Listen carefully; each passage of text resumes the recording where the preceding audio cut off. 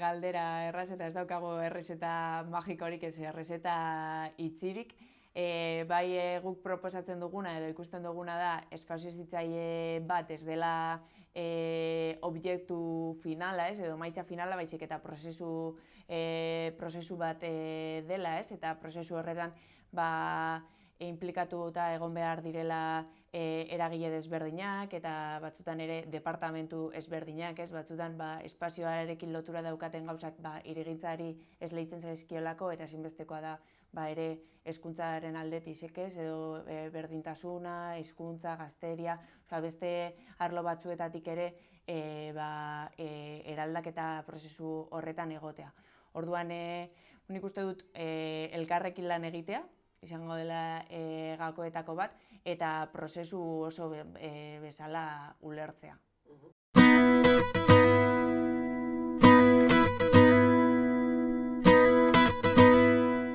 Bai, azkenean guk herri antolamendua herri hezitzailearen ikuspegitik definitzen genuen hasi ginenean honetaz hausnartzen eta apurrate hirigintza eta hezkuntza zelan uztartu, eta azkenean hiritik herrira egin genuen salto, azkenean herria badelako guretzako eskala gertuago bat, non komunitatea den edo komunitate txikiagoa den, hurbilagoa, gertukoagoa, eta uste dute Euskal Herriko errealitatearekin ere bat egiten duela.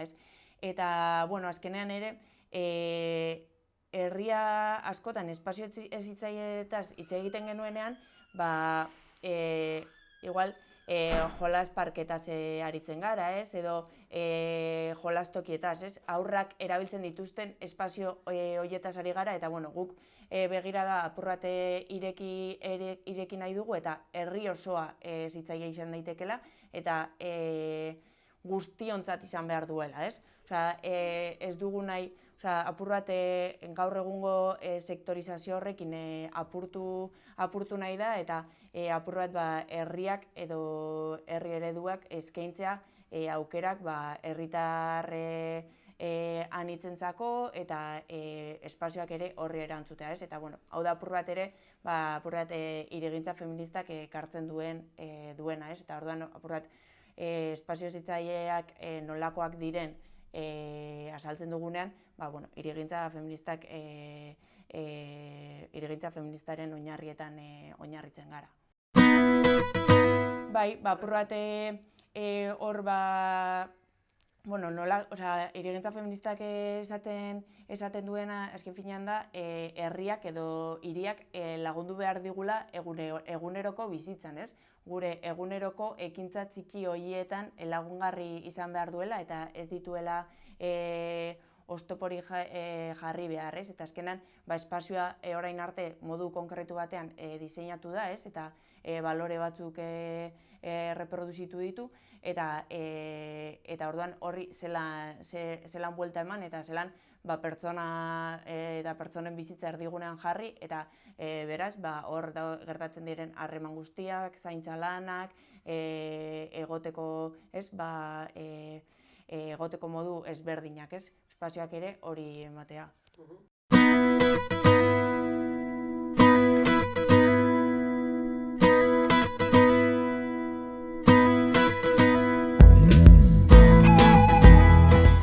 Bai, bakarrik, nik beti jartzen dut adibide konkretu bat dela nola dauden diseinatuak kalea, bide zuzenenak kotxeak dituzte. Orduan, garai batean, kotxei lehentasuna eman zitzaien, eta orduan horregatik daude zebrabideak.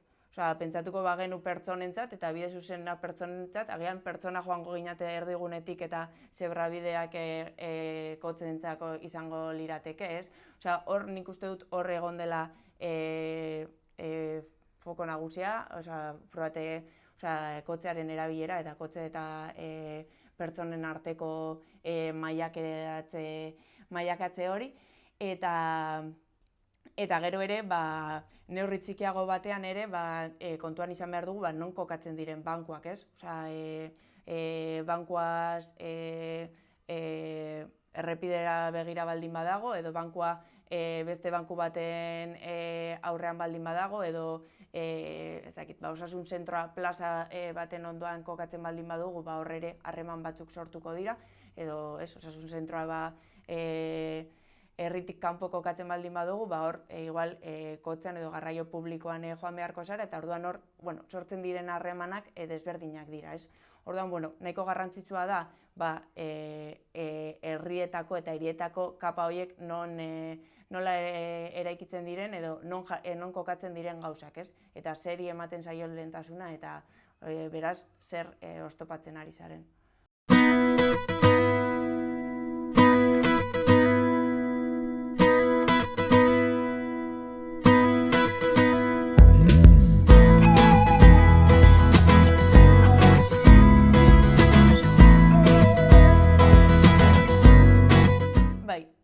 Gure ustez hori gakoa da, ez? Eta herria ezitzaia izango da baldin eta komunitatean eta elkarrekin egiten den, eta prozesu bat ematen den, eta prozesu horretan komunitatea implikatzen den, eta erabiltzaileak implikatzen diren, ez? Eta hor, jente horregatik normalean parte hartze, guk parte hartzearen bitartez ikusten dugu dela modua, ez?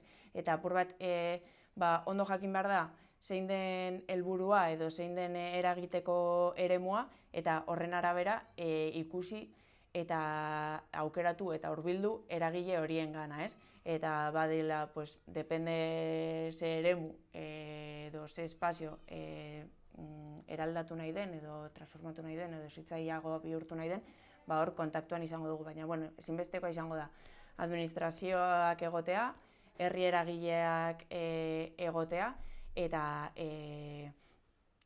komunitatea, hori, bai gazteak, haurrak, emakumeak, heldu berriak, adineko pertsonak, mugikortasun urria daukatenak, edo ikusi behar da ere zein den helburua eta horren arabera zer eragile gonbidatu elkarrekin pentsatzera eta elkarrekin diseinatzera.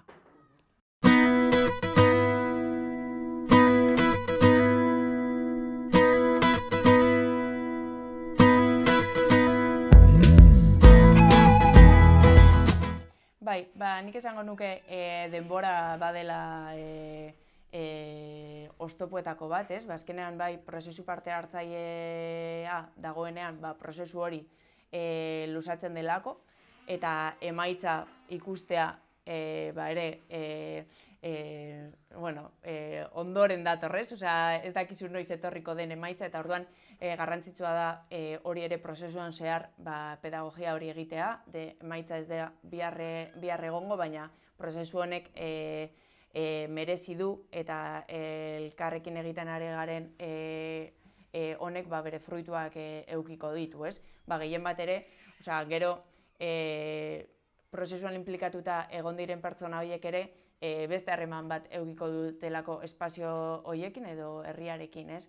Eta nik uste dute oztopo holan denbora eta askotan egiten denetik prozesu parte hartzailea eraldaketa ikusi arte denbora luzea egoten delako, hor administrazio publikoko lizitazioak edo obra edo egin behar baldin bada, horrek apurrate luzatzen duela, eta batzutan ere nire ustez oztopo eta beste batzutan ere abantaila izan daitekena, baina batzutan ere aurrekontua izaten da, guk pentsatzen badugu, gaur gaia ere bernaturalizazioa den inean, espazio bat bernaturalizatzera baldin bagoaz, zein da aurrekontua, eta aurrekontu horren arabera, gauza bat edo beste egin daiteke.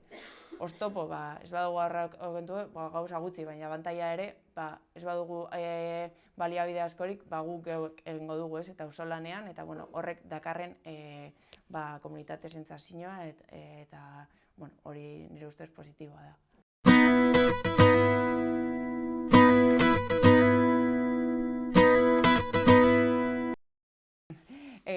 Egun hauetan argi ikusi da, hirietan eta herrietan sentitzen dugun bero bero ez dakit zelan esan, agobiante hori edo, ez, eta askotan ere, horretaz ere konturatzen ari gara, ez? Azkenean lehen aipatu dana, zelan eraiki den edo zelan diseinatu diren edo asfaltoari zenbat leku utzi diogun eta naturari zenbat leku kendu diogun, ez?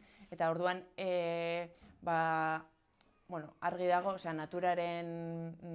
naturak dakarren positiboaz uste dute biztakoa dela, horretan ez nahi sartuko, baina, bai leku askotan, bai nolabait leheneratzen ari direla, ez? Eta espazio berde gehiago lortzen, edo ikuste, zelan ere soladura iragazkorrak egin, ura ere hobeto zurgatzeko, edo, zelan lortu, azkenean ongizate klimatiko bat, ez? Orain,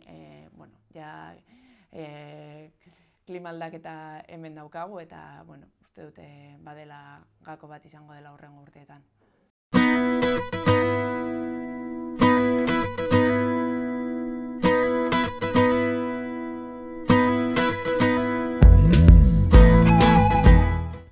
Nik uste dut daudela herri asko honetan lanean, ez? Eta askotan bai,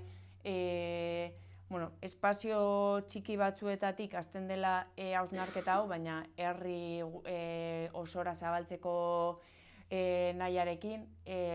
Hola, niretzako inspiragarria izan den prozesu bat, eta beti igual berdina kontatzen dut, baina Astigarragan izandako esperientzia izan zen, horre, umeekin batera,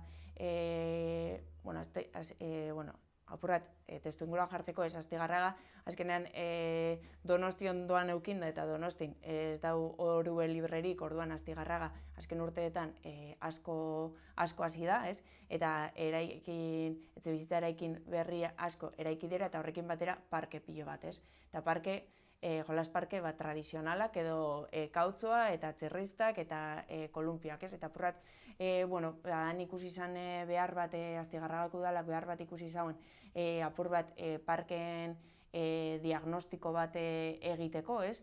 Eta hor, herriko aurrekin eta nerabeekin eginako prozesu bat izan zen, eta beraiekin batera identifikatu genituen eraberritzeko zeuden parke horiek, eta apur bat ere helburu konkretu batekin, zela parkeak anitzak izatea, ez? Edo parke bakoitzak bere berezitasuna eukitea eta ere ez izatea jolas parke tradizional bat edo egoteko edo beste modu bat eskaintzea edo jolas librerako edo naturatik gertuago edo urarekin edo adierazpenarekin, ez? Osa, apurrat hori eta bada prozesu bat ere umeekin lan egiterako orduan guk identifikatuta genituen parke horietatik kanpo ere beste batzuk identifikatu zituztela, beraiek egunerokoan erabiltzen zituztenak eta gure radarrean ez zeudenak, eta inspiragarria zait prozesu hau, apurka ere parke edo espazio horiek eraldatzen joan direlako, eta honek ere dakarrena da espazio ezberdin horien arteko sare bat lortzea, ez? Eta batetik bestera autonomiaz mugitzeko aukera egotea. Eta hori bada funtsezkoa herri hezitzaile batez aritzen garenean, autonomia edo herritik mugitzeko aukera edo erraztasuna guztiz garrantzitsua da.